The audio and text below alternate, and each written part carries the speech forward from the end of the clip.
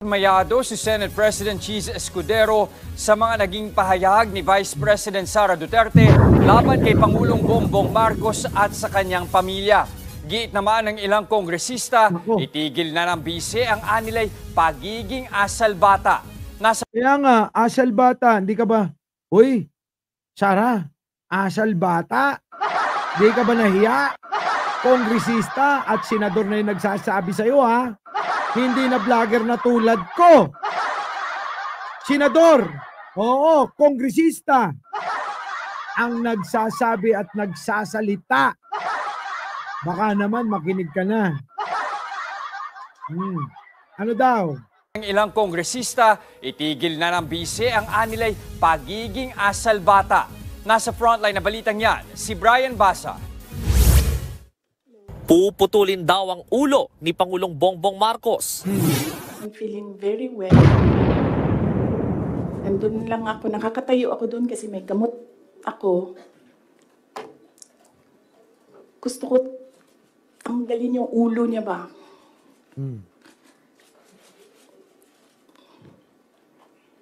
Tapos, I realized toxic na yung relationship. At huhukayin ang bangkay ni dating Pangulong Ferdinand Marcos Sr. At hukayin daw yung bangkay, PBBM lang malakas. Jojo Chavez, late ka na. Tumigil. Huhukayin ko yung tatay ninyo. Itatapon ko siya sa West Philippine Sea. One of these days, pupunta ako dun, kukunin ko yung katawan ng tatay niyo. Tapon ko yan.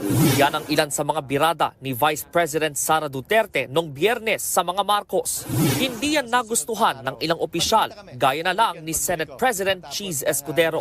Ayon kay Escudero, unbecoming o hindi angkop ang mga pahayag na yan, lalo na sa pangalawang pinakamataas na opisyal sa bansa.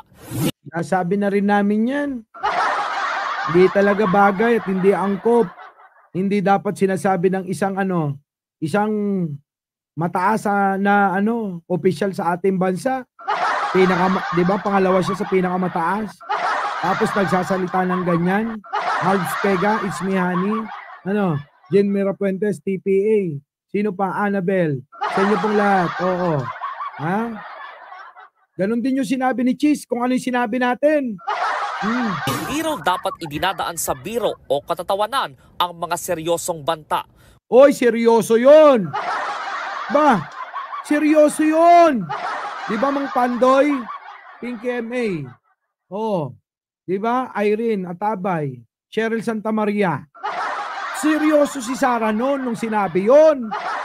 Baka akala nito mga ito, biro yun. Nako, oo. Zoe, Milagros, Princess D, Danilo, Melanie, opo, Big Daddy. Seryoso si Sara nun. Ewan ko ba sa mga to? Twinkle Star! Kung may epekto man daw ang mga pahayag ng bise, yan daw ay sa kanyang opisina at hindi sa buong administrasyon. Mabuti na nga lang daw at hindi mapagpatol ang anyay number 1. Matatandaang no comment ang palasyo sa mga naging patutsada ng bise. Pero lagi naman kasi hindi naman papatulan ni Pangulo, sabi ko nga. Tumawag sa akin kahapon. Sabi, hindi na natin papatulan yan. Anong klaseng pag-iisip yan? Pag pumatol ka sa baliw, mas baliw ka. Alam mo ng baliw eh. Papatulan mo pa. Diba? Okay, tama naman si Pangulo. Pag pumatol ka sa baliw, ano ka pa? Di mas baliw ka. Kaya sabi niya, kayo na bahala. Pero ako, tatahimik na lang mo. Hindi ko na kailangan patulan yan, uy. Di ba? Angel Resurrection, Benjamin Bernardo, Rosie B, Loraida Agkawili, sa inyo pong lahat. Grabe, no? bata. Kung may epekto man daw ang mga pahayag ng bise, yan daw ay sa kanyang opisina at hindi sa buong administrasyon. Mabuti na nga lang daw at hindi mapagpatol ang anyay number 1. Matatanda ang no comment ang palasyo sa mga naging patutsada ng bise. Pero ang ilang kongresista nababahala sa mga binitawang salita ni VP Sara. Ayon Naku, lahat naman nababahala. Yung pamilya niya sanay na yan dyan. Pero tayo nabibigla. Piruin mo, nagkaroon tayo ng vice-presidente na may tama. Oh, gets nyo? Naisip nyo ba na sa kasaysayan ng Pilipinas, nagkaroon tayo ng vice-presidente na may tama? Oo, Maria Aleli Inakay. Oo. First time tayong nagka-experience na baliw na di ba? Oh, kita nyo? Yan ang sinasabi ko, hindi nyo sinusuri. kay House Deputy Majority Leader at Tingog Party List Representative Jude Asidre. Oh, si Asidre, binanatan na rin siya. Matapos kay SP. Gemaline Perez, gets ko, Boss Mike, ang lakas ng tama ni Inday. Matapos ni SP Cheese, si Asidre, bumanat din yung Tingog Party List Congressman. Oh, ano Sara? Tignan mo itsura mo, oh. Oh, yan oh.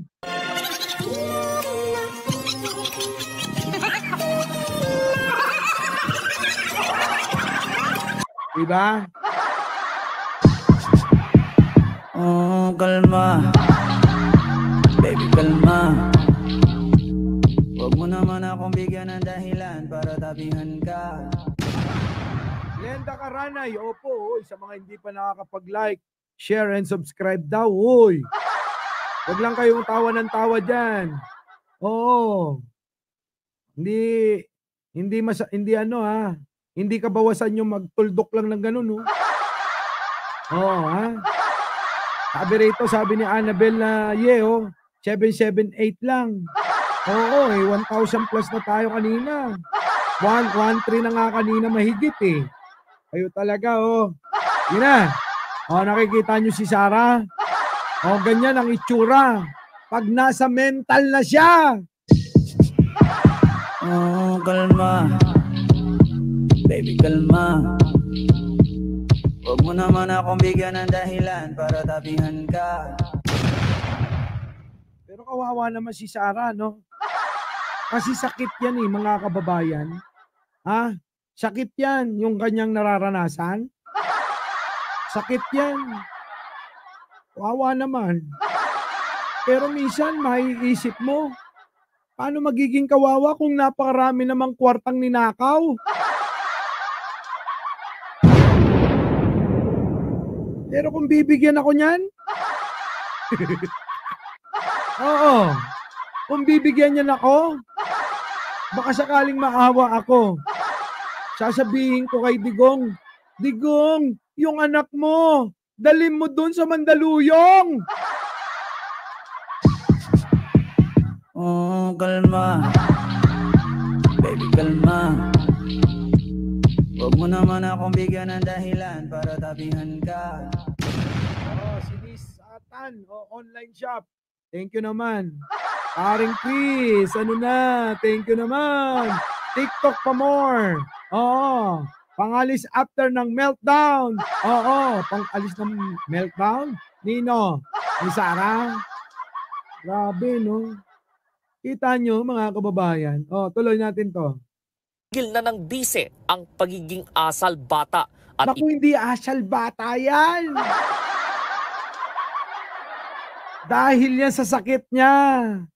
Kaya ganyan yung kanyang naiisip at ginagawa. Sara? Asal bata? Hindi. May tama. Yun. Oh, kalma. Sayaw? Baby, kalma. Gumaganon? Huwag mo naman akong bigyan ng dahilan para tabihan ka. Diba? Ay, nako. Oo. Hassle. Hassle na may tama. Ay, nako, Sara. Paliwanag na lang kung paanong ginastos ang 125 million pesos na confidential funds sa loob ng 11 araw. Kaya nga, Sara, kasi kung saan-saan mo dinadala, parang ikaw si Maharlika. Matapos mabutata sa mga pulburong video nila, aba, lumipat kay Dilima. Ikaw naman, kakaiba rin ha?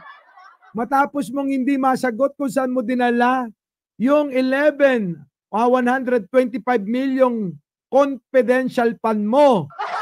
Ba, dinala mo sa simenteryo? Grabe. Tapos umabot ka pa ng West Philippine Sea. Ang layo, di ba? Nagpa-conference ka pa, sabi ni Jan Angeles. Isasagutin mo lang naman sa Kongreso kung saan mo dinala. Bakit pumunta ka pa ng simenteryo, tapos tumuloy ka pa sa West Philippine Sea? Inang-ina, di ko makonek. Anong klaseng pag-iisip?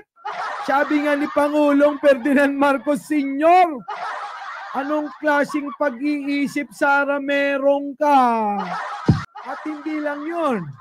Matapos sa West Philippine Sea, aba nag-TikTok pinost doon sa kanyang FB. Hindi pa nakontento doon. Tumawid pa papuntang Baclaran. Nandun nagsimba ko no. Tapos nagpapansin sa mga tao. Biglang kumain ng kwek-kwek at barbecue. Sinabayan pa ng mais con yelo. Aba, Sara, matindi ka talaga. Anong next mong pupuntahan? Oh, kalma.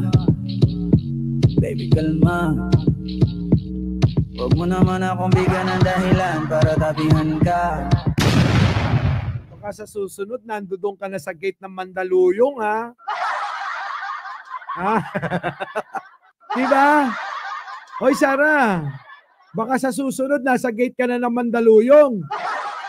Baka naiisip mo, yung gate ng Mandaluyong, yun ang pintuan papuntang imperno na gusto mong maging presidente. Oh, kalma. Baby, kalma. Huwag mo naman akong bigyan ng dahilan para tapihan ka. Diba? Baka akala ni Sara, ito na ang pintuan papuntang imperno. Nandito na ako sa Mandaluyong. Benhar, samahan mo ko. Sasabihin ni Benhar, mag-isa mo. Hindi siya sinamahan ni Benhar. Tinawag si Roque. Biglang sumagot si Roque. Sara, nauna na ako sa'yo. Puta. Oh, kalma. Baby, kalma. Huwag mo naman akong bigyan ng dahilan para tapihan ka. Diba? Puta, nauna na pala si Roque, nandun pala sa mental nagtatago. Kaya kahit anong hanap ng mga pulis, hindi makita. Kasi sino ba naman mag-iisip na sa mental magtatago ang isang Roque? Oh, Sara, nag-aabang na sa'yo si Roque, ha? Huwag ka na mahiya. Punta mo na, kumatok ka na. Eto na ang kaharian ko. Ganon ka ron. Oh, Sara, oh. Eto na ang kaharian ko. Ibukas nyo ang pintuan. Papasok na ang presidente nyo.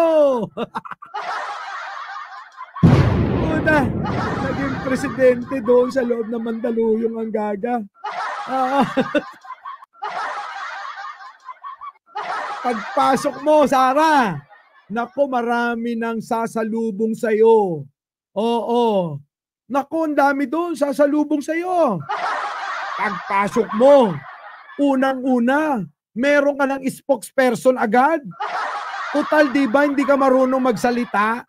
Oh, di si spokes Roque ang magsalita para sa'yo. Total, yun din naman ang spokes ng tatay mo. Diba? Kunin mo rin. Doon nga lang sa loob ng Mandaluyong. Sama-sama kayo. Oh, hindi haring-hari ka ron. Ikaw na ang bagong presidente ng Mandaluyong.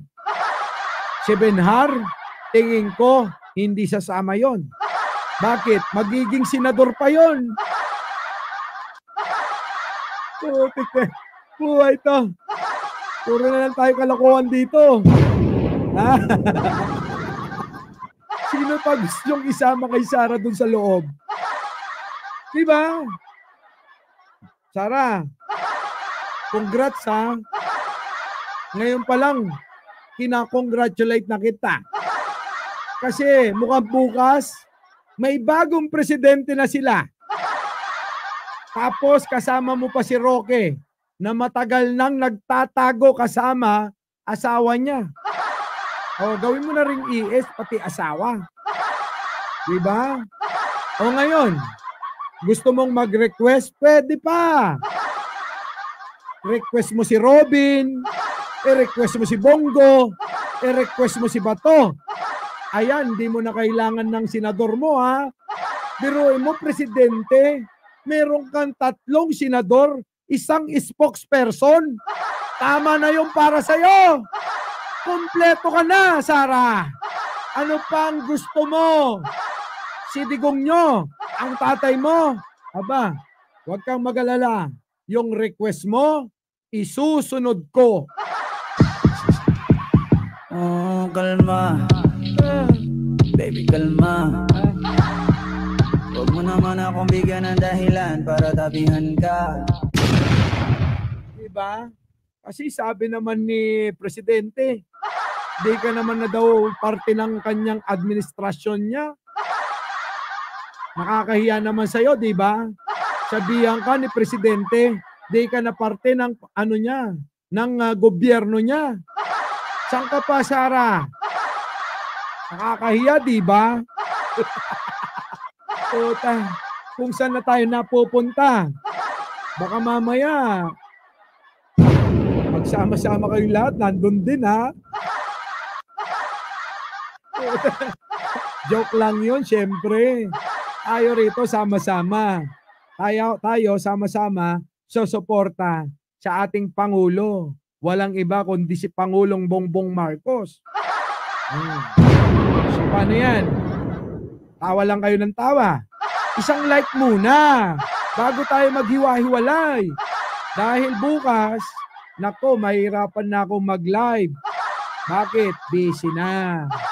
Kaya ako, magpapaalam na.